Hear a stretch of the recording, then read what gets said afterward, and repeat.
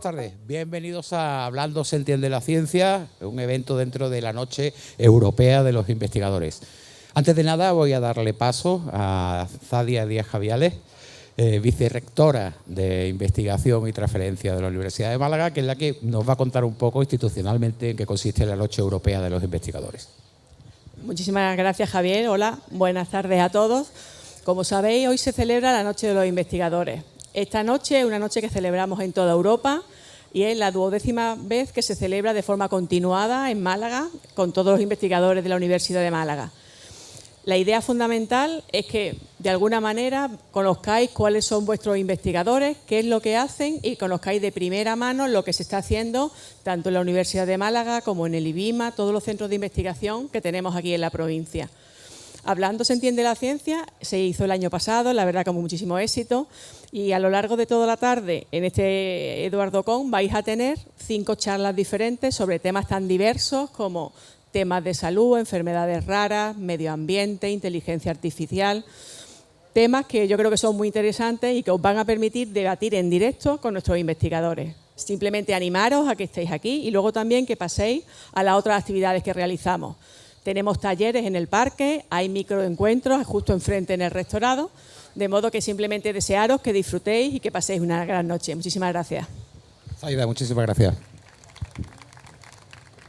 Bueno, y damos inicio aquí a la Noche Europea de los Investigadores, al programa Hablando se entiende la ciencia. Segundo año que lo hacemos en el Eduardo Con. La verdad que el año pasado fue un éxito y se ha apostado pues volver a repetir ese tipo de eventos. Detrás mía tienen los temas en los que vamos a tratar esta tarde-noche. Vamos a comenzar con la tercera dimensión, la medicina que viene, la aplicación del 3D, de la impresión en 3D en la medicina. El segundo, que es avances e investigación en enfermedades raras. El tercero, retos y soluciones ante la emergencia ambiental desde la economía azul. El cuarto, por qué existen los impuestos y una experiencia histórica. Y el último, el quinto, inteligencia artificial.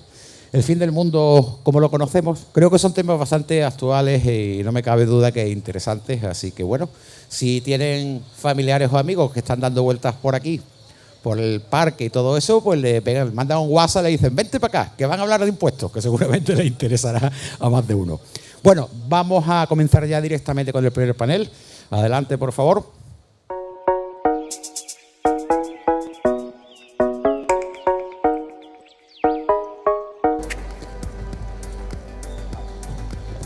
Joaquín Fernández Cabrera, ingeniero mecánico, especialista en prototipado 3D. Bueno, es ingeniero mecánico, técnico de impresión 3D prototipado, experiencia en diseño industrial y mecanizado, formación en tratamiento y segmentación de imágenes médicas radiológicas y desde 2017 se encarga de la impresión 3D dentro de los servicios centrales de apoyo a la investigación. O sea que sabe. Salvador Moreno Vegas, ingeniero mecánico, Laboratorio de Biomecánica Clínica de Andalucía. Es ingeniero mecánico, técnico de impresión 3D y prototipado, investigador en el ámbito de la biomecánica, especialmente en la validación de técnicas quirúrgicas mediante ensayos biomecánicos y modelos computacionales de estructuras anatómicas como la rodilla o la columna vertebral. Bienvenido, Salvador. Y bienvenida, doctora Leonor Santos Ruiz, profesora titular de Fisiología de la Universidad de Málaga, es doctora en Biología, se especializó en Biología Regenerativa y en sus aplicaciones prácticas destinadas a estimular clínicamente la reparación de los tejidos o a sustituirlos, cuando la reparación ya no es posible. Trabaja en el desarrollo de biomateriales y terapias celulares para construir tejidos ex vivo o prótesis de nueva generación. Así que bueno, lo que van a hablar básicamente o intensamente es sobre el tema de la impresión en 3D aplicado a la medicina, algo que, como vamos a ir, pues es bastante importante y avanzado técnicamente. Adelante. Muchas gracias. Buenas tardes a todos. Pues esta charla la hemos titulado La tercera dimensión, la medicina que viene. Si con 2 dimensiones tenemos un plano, con la tercera dimensión ya podemos tener un cuerpo, un volumen. Es un gran salto de calidad, pues pasar de dibujar algo y poder imprimirlo en papel a diseñar algo en 3D y poder imprimirlo físicamente. Y de eso es de lo que voy a hablar esta tarde, de la impresión 3D. La impresión 3D también se conoce como fabricación aditiva. Existe la fabricación sustractiva y la fabricación aditiva. La fabricación sustractiva la hemos conocido toda la historia. O sea, cuando los hombres prehistóricos, por ejemplo, fabricaban cuchillos con piedras, sacando de unas piedras, cortando las lascas, pues estaban haciendo fabricación sustractiva. O cuando Miguel Ángel esculpió el David, también estaba haciendo fabricación sustractiva. Cualquier tornero, cualquier fresador, el tipo de fabricación que hace. Es, en definitiva, pasar de una materia prima, extraer el material que no necesitamos para quedarnos con el objeto que sí queremos. Sin embargo, la aditiva se fundamenta en el principio contrario. Pasamos de un sitio donde no hay nada a añadiendo material, poco a poco, capa a capa, vamos creando el objeto que queremos. Entonces, ese es el cambio de paradigma, un poco. Por ejemplo, la más popular, la más conocida de los tipos de impresión 3D es la tecnología FDM, que es modelado por deposición fundida. Es la que me imagino que habréis visto la mayoría, que es con un extrusor, con una boquilla caliente, en la que entra un filamento de un termoplástico, va entrando, se funde y se va depositando sobre una cama que al enfriarse pues crea el objeto que queremos y capa a capa le va dando forma hasta que tenemos nuestro objeto. Hay distintos tipos de impresión, pero en todo se mantiene esta idea de ir añadiendo material poco a poco, capa a capa. ¿Por qué es esto interesante? Pues esto puede ser interesante por diferentes aspectos. Primero, porque nos permite fabricar alguna geometría compleja, geometrías que no se pueden fabricar con otros métodos como el torneado, el fresado. Por ejemplo, podemos utilizar dos materiales diferentes, un material, el propio material de fabricación y un material soluble para fabricar algo que en su interior tenga figuras complejas y que luego ese material soluble se funda y se quede lo complejo dentro. Eso sería imposible con otros métodos de fabricación.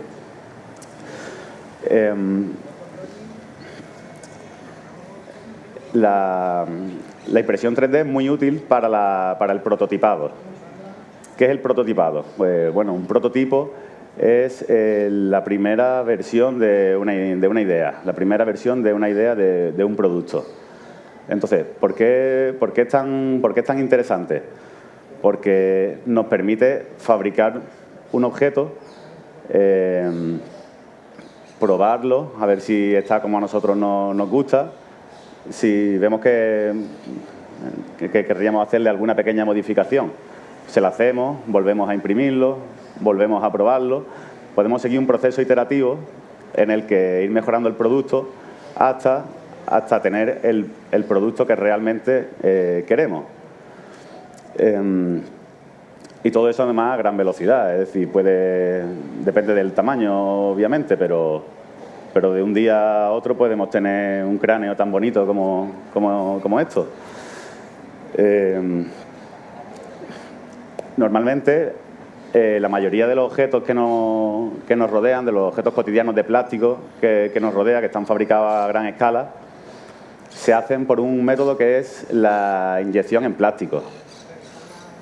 Todos los envases, botellas, juguetes, las sillas de los bares, piezas de coches, casi todo está hecho en inyección de plástico.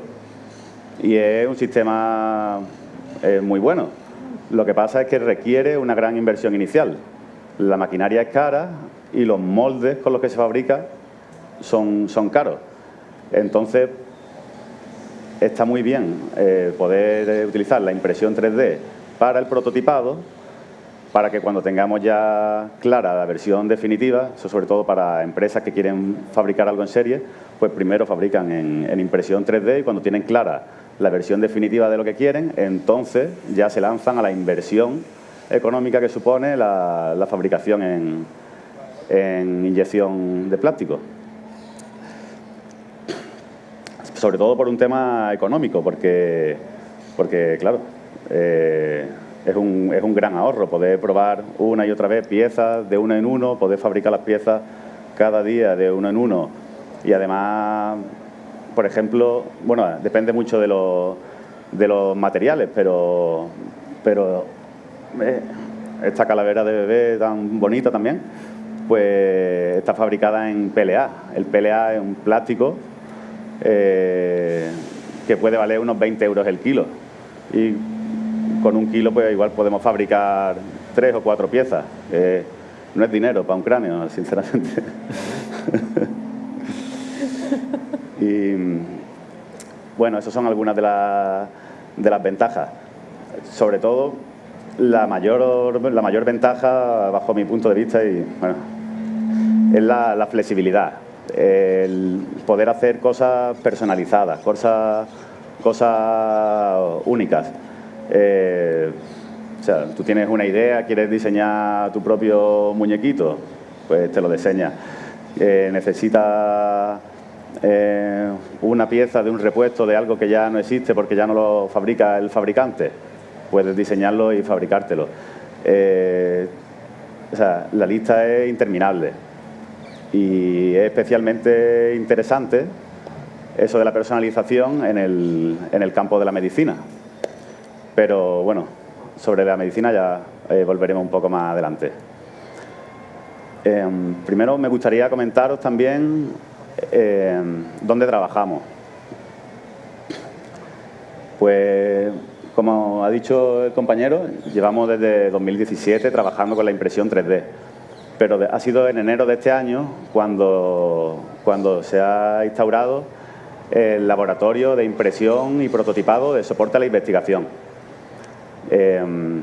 Ya la impresión venía realizándose en el Parque Tecnológico, dentro de la unidad del taller mecanizado de los servicios centrales de apoyo a la investigación, del SCAI. Pero este año se ha inaugurado, hemos hecho un traslado de la maquinaria y del personal, de mí mismo, a la Escuela de Ingeniería.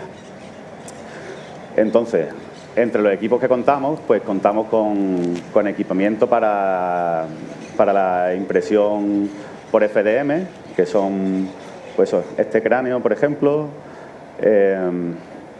También contamos con equipos para la impresión en resina y también contamos con un escáner.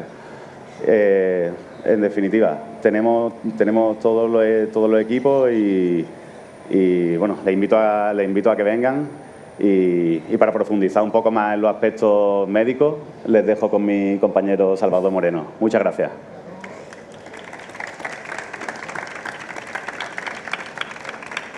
Bueno, pues muchas gracias, Joaquín, por la presentación. Como bien ha dicho Joaquín, pues, y habéis podido comprobar, la impresión 3D es una tecnología muy versátil y sobre todo se caracteriza por su bajo coste, ¿no? La tecnología 3D en su conjunto y en particular la impresión 3D, cuando irrumpió en la industria, rompió todos los esquemas que había hasta entonces, ¿no? Y es poco conocida, bajo mi punto de vista, su aplicación en el ámbito médico. Sin embargo, tiene mucha relevancia. Yo hoy, por resumir un poco, he querido traer 3 ventajas que son las que para mí son más importantes que ofrece la impresión 3D en el ámbito clínico. ¿Vale? La primera de ellas es la planificación quirúrgica. La impresión 3D tiene mucha importancia en la planificación quirúrgica y me podríais preguntar, ¿y qué es la planificación quirúrgica? Pues la planificación quirúrgica es el desarrollo de la toma de decisiones y pasos y estrategias que hay que dar para realizar una intervención quirúrgica, una operación. Eso realmente no es nada nuevo. Desde que se realizan operaciones quirúrgicas, pues los médicos, los grupos de expertos se han reunido y han tomado las mejores decisiones en base a ese conocimiento que tenían para que la cirugía saliese pues lo más satisfactoriamente posible, ¿no? Pero desde hace unos años la implementación de la tecnología, en este caso de los ordenadores, pues ha permitido llevar a un paso más esta planificación quirúrgica. ¿De qué forma? Pues bien, no sé si saldrá alguna foto por ahora ahí de fondo, pero seguramente a todos los que estamos aquí alguna vez nos han hecho un TAC, una resonancia o una ecografía, ¿verdad? ¿Pero qué entendemos de esas imágenes médicas? Pues probablemente poco. Vemos una amalgama de grises, blancos, negros y nos es difícil entender, como vemos por ejemplo en esta imagen que tenéis en la pantalla. ¿Qué ocurre? Si tenemos la posibilidad de transformar todas esas imágenes 2D en un objeto tridimensional, pues seguramente el entendimiento de las estructuras anatómicas que hay en el interior del cuerpo pues sea mucho mejor. Ya no solo para nosotros, ¿no?, que somos desconocedores de la anatomía, sino para los médicos. Entonces, el conocer todas estas estructuras anatómicas que hay dentro, que en las imágenes 2D no se ve con claridad, pues la reconstrucción tridimensional, como estáis viendo ahora en la pantalla, pues ayuda mucho a los médicos a decidir cómo se va a abordar la operación, por dónde van a hacer las incisiones necesarias para realizar la cirugía y demás. Pero ya no solo eso, porque ya ahí habéis visto un modelo tridimensional, pero ahora estáis viendo un modelo impreso, ¿vale? Cuando imprimimos las cosas ya no solo es el conocimiento más amplio que tengo porque veo tridimensionalmente lo que hay dentro del paciente, sino que además tengo un conocimiento áptico del problema, lo puedo tocar, puedo ver las estructuras con mucha mayor claridad. Además, la versatilidad que ofrece la impresión 3D, como ha dicho Joaquín, de imprimir en distintos colores y demás, me permite diferenciar las estructuras más fácilmente. Pero no solo eso en términos de planificar una cirugía y ya está, sino que en ocasiones es muy útil porque si yo digo, yo no soy médico, de hecho ya me han presentado y sabéis que soy ingeniero, pero si aquí viniese un médico y preguntase, ¿no?, a todos los que estamos aquí que quién le ofrece su corazón para probar un marcapasos o probar un stent, seguramente no saldría ningún voluntario, o al menos yo no lo haría. Entonces, ¿qué versatilidad ofrece la impresión 3D? Pues que yo puedo, a partir de un TAC de un paciente, recrear el corazón exacto de ese paciente, imprimirlo y probar en él si el marcapasos que yo quiero probar o el stent que quiero probar funciona, ¿no? La segunda de las ventajas que, bueno, por citar algo que ha ocurrido aquí en Málaga, que también creo que nos tenemos que dar un poco de visibilidad, un caso de éxito, ¿no?, que ha tenido la impresión 3D en el ámbito clínico ha sido uno que se ha llevado a cabo aquí en el Hospital Materno de Málaga, que lo lideró el doctor Alexander Siles. Este doctor es un doctor oncológico, pediátrico, y tenía un caso clínico muy complejo, porque esto suele, desgraciadamente, solo se recurre a este tipo de tecnología cuando los casos clínicos son complejos. Entonces, después de la evaluación del paciente, que en este caso era un niño de 2 años que tenía un hepatoblastoma, que es un tumor en el hígado, pues decidieron que era interesante tener el modelo del hígado de ese paciente impreso, ¿no? Bueno, pues el doctor Alexander Siles, que tiene mucha experiencia, dice que en este caso le ayudó muchísimo contar con ese problema, ¿no?, impreso en 3D. Pero ya no solo eso, sino que también para las familias, ¿no?, porque se nos olvida la cara B. Todos los que estamos aquí, o la inmensa mayoría, somos desconocedores de la medicina, entonces muchas veces cuando hablamos con los médicos nos perdemos en la terminología, pero si lo podemos ver y lo podemos palpar, pues seguramente el entendimiento, sobre todo en casos tan delicados como este, pues ayuda mucho a los familiares. La segunda de las ventajas que yo creo que ofrece la impresión 3D en el ámbito clínico es en la docencia, porque imaginaos si la impresión 3D ayuda a los médicos que tienen un extenso conocimiento de la estructura anatómica a entender muchos problemas, cuanto más a los médicos que están en formación. Muchos me podréis decir que los maniquíes para enseñar anatomía ya existen desde hace muchos años y es cierto, pero estos maniquíes son muy caros. Sin embargo, la impresión 3D, la ventaja que tiene es que, como bien ha dicho Joaquín, es de muy bajo coste y además me permite me permite recrear órganos que además tengan una patología concreta, que esto no es tan frecuente en los maniquíes que suelen ser de personas sanas, ¿no? Y por último, yo creo que la ventaja principal, ¿no?, de la impresión 3D y la tecnología 3D en su conjunto es el diseño de productos, ya sean sanitarios o no. Como bien me ha presentado Javier antes, yo me dedico más a la biomecánica. Entonces, normalmente cuando nosotros hacemos ensayos, por ejemplo con tibias humanas, colocar las tibias en la máquina de ensayo es muy difícil, sobre todo el tema del agarre. Entonces, si yo tengo que diseñar un agarre que me mantenga la tibia en la máquina, es complicado. ¿Por qué? Pues porque si tengo que ensayar muchas tibias, como cada tibia es diferente, tiene una geometría diferente, diseñar un único agarre universal que me valga para todas, pues es complicado, ¿no? Y seguramente la sujeción se vea luego comprometida durante el ensayo. Entonces, lo que me permite a mí la impresión 3D en estos casos es diseñar utillaje que yo puedo utilizar durante los ensayos a bajo coste, que luego lo puedo tirar, particularizado para los especímenes que yo voy a ensayar y que luego pues pueden quedar inservibles después del ensayo porque lo tiro sin ningún tipo de problema, ¿no? Pero ya no es solo en el tema cadavérico, ¿no?, como a lo que yo me dedico dentro del ámbito de la biomecánica, sino más cercano a la medicina. La impresión 3D empezó a tener mucha repercusión, especialmente en el tema de las prótesis.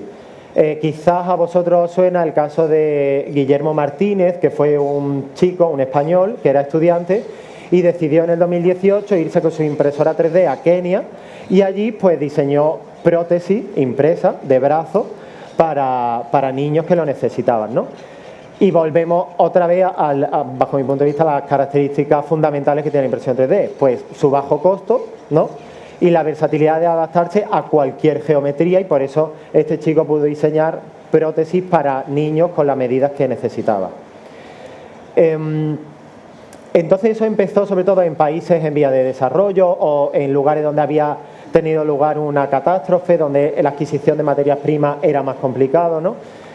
Pero luego ya se empezaron a realizar, pues por ejemplo, órtesis, que son férulas y todo este tipo de cosas. De hecho, hay una chica también en Málaga que es muy conocida por hacer férulas de impresión 3D, que habéis visto en algún momento en la pantalla, habéis podido ver alguna. Pero ahí tenéis el ejemplo, ¿no? Pero esto estaba bien, ¿no?, porque estamos aplicando una tecnología que era barata, era muy potente, pero todavía no estaba muy cercano a la medicina. Hace unos años ya se dio un pasito más adelante.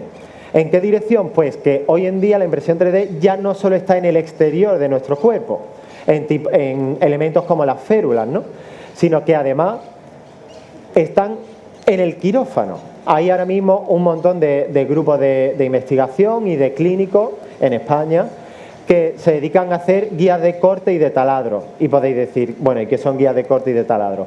Esto especialmente lo utilizan los traumatólogos, que dentro de su jerga, ¿no?, médica son conocidos como los carpinteros de la medicina, de ahí lo de guías de corte y de taladro. Entonces, los traumatólogos, cuando necesitan hacer una operación y tienen que cortar huesos o taladrarlos, planifican sobre una radiografía. Y dices, pues yo voy a cortar este hueso pues a esta altura, ¿no?, por ejemplo. Pero claro, cuando luego se encuentran en el quirófano con el paciente, no es tan fácil saber en qué punto tienen que hacer el corte. Entonces, para ellos tienen las guías de corte, que son unos elementos que en su cara interior se adaptan perfectamente a la geometría del hueso del paciente, de manera que solo hay una posición única en la que encaja. Y luego tiene una ranura por donde ya ahí, en este caso el traumatólogo, utiliza la sierra y hace la incisión. Pero vamos más allá, porque todo el tema este de la guía de corte se podría considerar casi pasado. El presente y el futuro de la impresión 3D en la clínica ahora mismo está en el diseño de implantes que ya se queden dentro de nuestro cuerpo. Siempre seguramente que hay algún detractor de esto, ¿no? Pero, por ejemplo, hay un caso clínico que seguramente veáis luego en el fondo de pantalla cuando exponga a Leonor, de una persona que tenía un defecto craneal, ¿vale? O sea, tenía una malformación en el cráneo y entonces había que rellenar ese hueco de cráneo. Bueno, pues en este hospital de Suiza han impreso un trozo de hueso, de plástico en este caso, que lo han implantado dentro del cráneo de esta persona. Y bueno, la operación ha tenido mucho éxito y dentro del ámbito maxilofacial ha sido muy revolucionario. Pero quien os puede hablar sobre todo de la cirugía maxilofacial y del tema tisular, sobre todo Leonor, que es doctora en biología y experta en este ámbito. Así que os dejo con ella. Muy bien.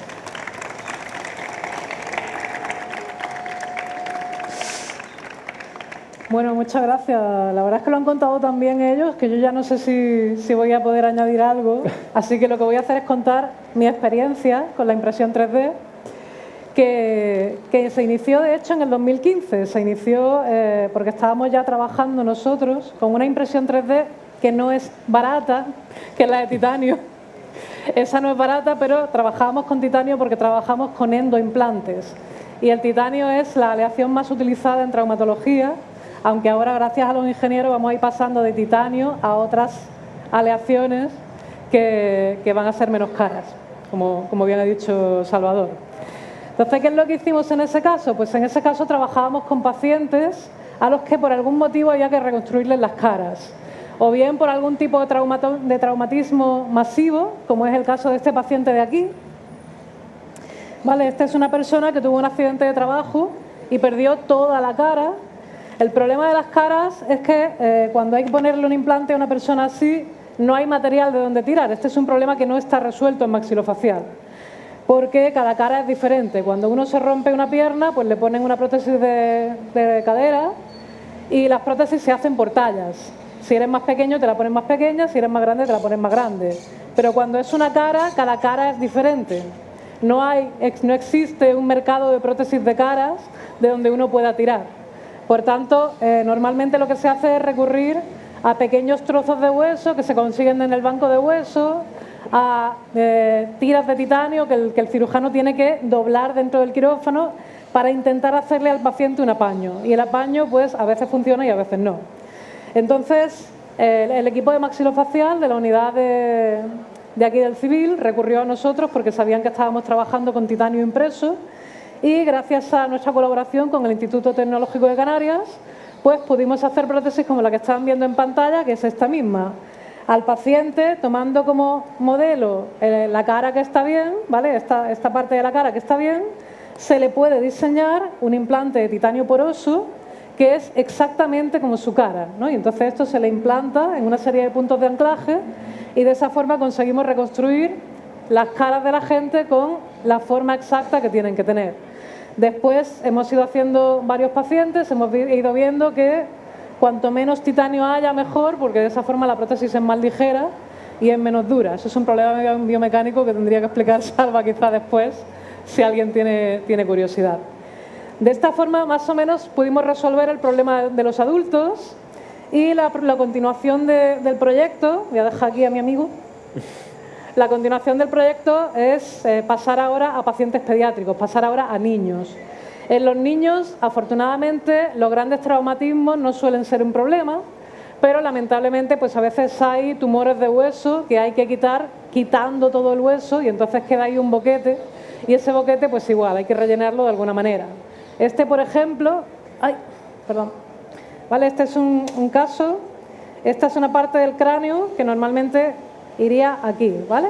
Este hueco que se ve aquí se corresponde con la cuenca del ojo. Este es un caso de un niño que hubo que quitarle todo este hueso, ¿vale? Y se le quedó el boquete que vemos ahora. Entonces, esto es una zona de la cara donde puede haber muchos golpes, donde el niño de hecho se va a estar dando continuamente y era necesario ponerle algo para que esa zona quedase protegida. En ese momento es cuando recurrieron a nosotros y en ese momento pues titanio no se le podía poner porque este niño tiene que crecer y el titanio no va a crecer con él. Entonces, bueno, a este niño lo arreglamos más o menos como pudimos, pero nos quedamos, los padres nos dieron autorización para que nos quedásemos con este molde porque pensamos, igual que se puede imprimir plásticos, ¿verdad? Se podrían imprimir algún tipo de plástico que sea degradable dentro del cuerpo O incluso, en vez de plástico, utilizar colágeno, utilizar fibrina, utilizar algún material que sea biológico y conseguir realizar pues una pieza que sea igual que la que le hemos quitado al niño, y esto ponérselo, ¿vale? Ponérselo en el cráneo para que de esa forma el cráneo quede perfectamente, o sea, el cerebro y el ojo queden perfectamente protegidos. Este proyecto lo estamos aplicando ahora también, sobre todo, y con esto aprovecho para enlazar con la charla que viene a continuación, que es una charla de enfermedades raras. Hay una enfermedad rara, lamentablemente quiere decir muy poco conocida, que se llama craneosinostosis. La craneosinostosis consiste... ¿Me pasas, porfa, el del centro? Este, ¿vale? Esto es un cráneo igual de un paciente, de un niño inglés, y la craneosinostosis consiste en que, por algún motivo, ¿vale?, pues estas suturas, que todos nacemos con ellas y que permiten que el cráneo crezca conforme va creciendo el cerebro, ¿vale?, pues en esta enfermedad rara, algunas veces, una o varias de esas suturas se sueldan antes de tiempo. Si se sueldan antes de tiempo, el cráneo no puede crecer por ahí, no puede acompasar su crecimiento con el crecimiento del cerebro, y entonces pues el niño tiene un problema bastante serio. Puede ser un problema tan simple como que el niño tenga la cabeza muy alargada. ¿Podéis enseñar este, por favor? ¿Vale? Si lo enseñáis así, ¿veis? Este es un caso de un niño que tiene la cabeza ya muy alargada porque tiene una sutura soldada. O puede ser un problema tan complejo como que los ojos no tengan sitio para acomodarse y entonces se salgan un poquito de la cara, o el niño no pueda hablar porque los huesos de la parte del paladar pues no se acomoden bien. Puede haber también problemas auditivos, en fin, es una enfermedad bastante complicada. La única solución a día de hoy es abrir, ¿vale?, quitar todo este hueso de la sutura que se ha soldado, y de nuevo esa es una parte del cerebro que se queda prácticamente al aire. No hay ningún tipo de cráneo que proteja al cerebro. ¿Qué es lo que queremos hacer nosotros ahora? Pues aprovechando la experiencia de Salva y de Joaquín, que ellos se entienden mucho en impresión 3D, nosotros queremos comprar una bioimpresora, donde en vez de imprimir con plásticos, imprimamos con colágeno, imprimamos con fibrina, con ácido hialurónico, con materiales que son biológicos. Y queremos ir un paso más allá. Queremos a ese material ponerle células madre del propio niño, para que esas células aprovechen el material para ir haciendo hueso, de forma que ponemos no solamente un implante que tapa, sino un implante que está vivo y que con el tiempo va a ir haciendo hueso. De esa forma, pues, ese hueso, como es un hueso vivo, se irá compasando, irá creciendo conforme vaya creciendo el niño. Y bueno, estamos empezando el proyecto ahora, con los cirujanos del Hospital de Maxilofacial, con Salva, con Joaquín, con la unidad de terapia celular del Hospital Civil, del Hospital de... ¿Cómo se llama nuestro hospital? Regional Universitario. El Carlos Saya, y el Universitario. Perdón, se me ha ido. Mis alumnas que están allí saben que de vez en cuando pierdo palabras. Entonces, bueno, estamos empezando con ellos y espero que para el año que viene podamos venir los tres y traigamos ya pues un modelo de alguna clase de éxito. Y bueno, espero que les haya gustado, y si tienen preguntas o quieren mirar los cráneos, ahora nos pondremos por ahí por algún ladillo y los pueden mirar. Gracias.